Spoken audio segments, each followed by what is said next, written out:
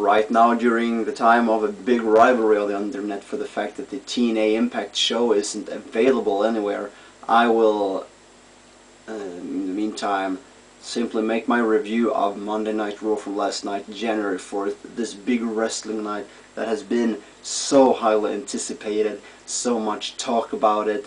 It's been in the stir for so long that people have been buzzing about what show is going to get the better of each other. Is it going to be the return of the Monday Night War? And as of now, I tell you, I have not watched TNA Impact. I will do that later, and when I've watched TNA Impact from last night, I'm going to put up a review on that as well. A review that's going to be somewhat of a comparison to what Raw delivered on this very night. Of course, the speculation is this Monday Night Wars Part 2.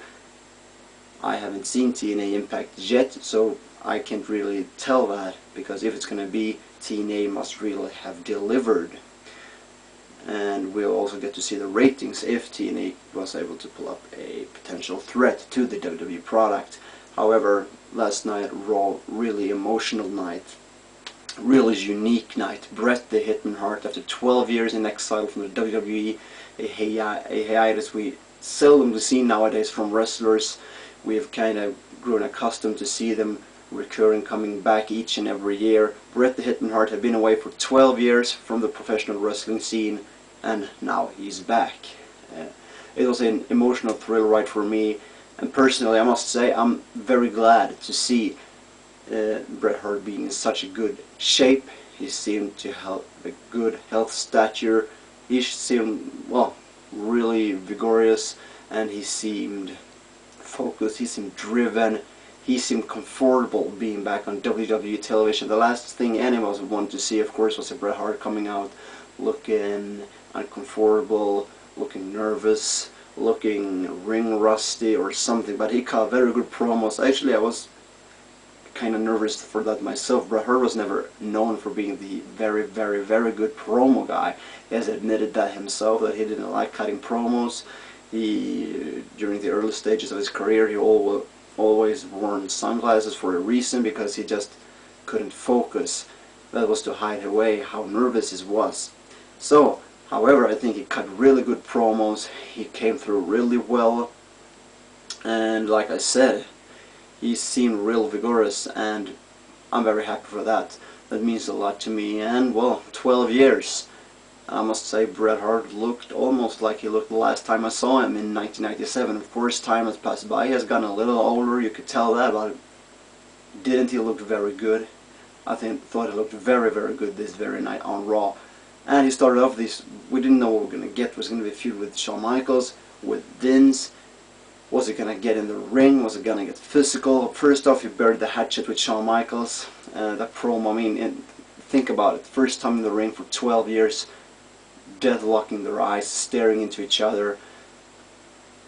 That's got to be a tough moment for both. And Shawn Michaels messed up one or two lines. He seldom does that. So I think it was a tense moment. He was nervous as well. And it meant, you could tell it meant a lot to both of them. I think the handshake, the hug, it was sincere. That's what they both wanted to do.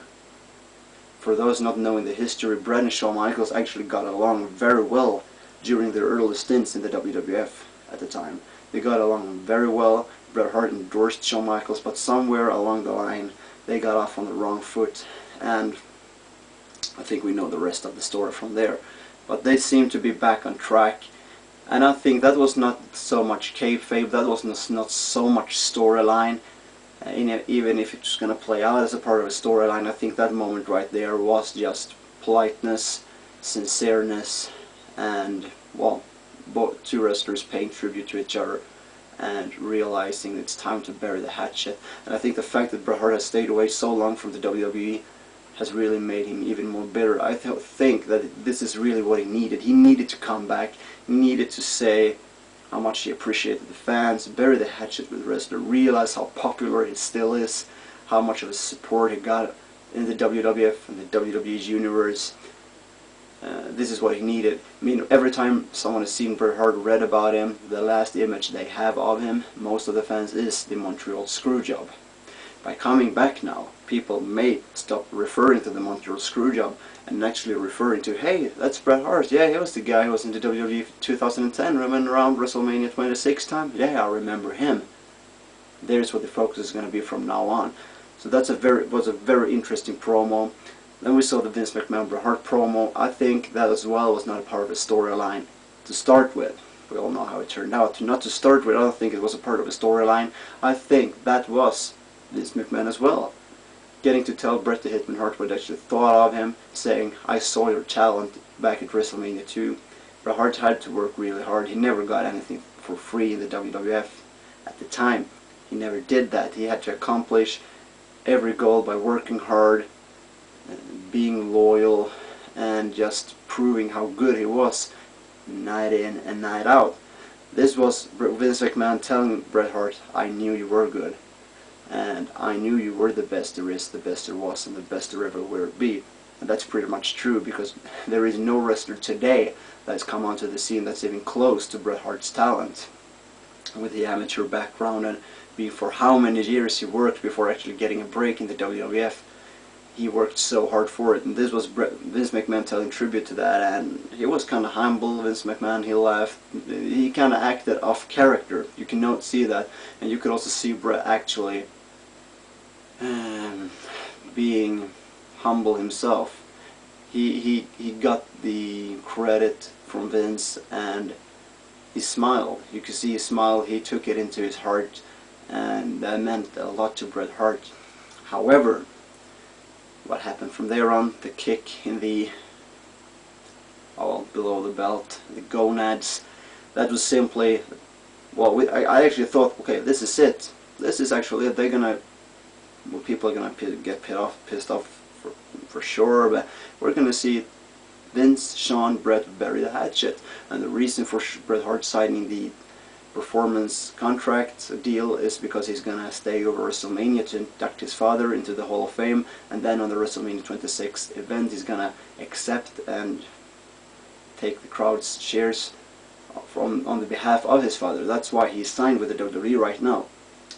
But no, we actually will get something extra. We saw Vince McMahon kicking Bret low. What will happen from here? It's pretty apparent, as it looks right now, that Shawn, Bret, that might be over, but what we might get to see is Vince McMahon and Bret Hart street fight or anything. I don't care. And now fans, have patience, relax. We might not see Bret Hart on Raw next week. We might not see him that week after that either, or for 3 weeks, or maybe a month. But that doesn't mean that the WWE crapped on Bret Hart and that he's not gonna come back. They are just gonna let people be able to sink, this is going to sink in, and then Bret Hart is going to come back, because of course Bret Hart is going to come to have some kind of retribution. So people, relax, have patience for more than 5 minutes, please, I beg you. Same thing with Randy Orton, Kofi Kingston. We see a legacy of Teddy DiBiase. We saw this feud continue tonight. Some people thought, well, they're going to burn this feud, they put a halt to it, blah blah blah, just because you saw Teddy DiBiase, Randy Orton feud somewhere around bragging rights, and then they appeared to be friends for a month, and people said, oh fuck WWE, they stopped this feud, fuck them. They haven't stopped anything, they're just letting it sink in. We saw tonight Legacy forcing Randy Orton, if you do not win, you will thrown out of Legacy. Very interesting. He did beat Kofi Kingston. People might be upset about that, but actually beating Randy Orton or Kofi Kingston in a singles match would be huge. Orton is a 10 times bigger star than Kofi Kingston, who is just in the early stages of his career. DX retained against Chris Jericho and Big Show. We'll see how that plays out. Maybe a feud against Hart Dynasty. Good match, that's well, a lot of good matches, solid action tonight. Sheamus put up a good effort against Evan Bourne, or maybe I should say it the other way. Bourne putting up a great effort against Sheamus, almost winning, defeating him. And we also saw, we heard Melina has gotten injured. Our condolences go out to her, and we hope she gets a speedy recovery, and I don't know if she'll be back in time for WrestleMania. That's doubtful. She'll be out for a couple of months. That's what she said. She had to forfeit and vacate the Divas Championship, and there's now a tournament in which started tonight with Maryse beating Brie Bella. Be sure to check out my TNA review coming up later tonight when I watch the Impact show. share your thoughts about Bret Hart's return. What did you think about it? Thank you for watching and have a nice day.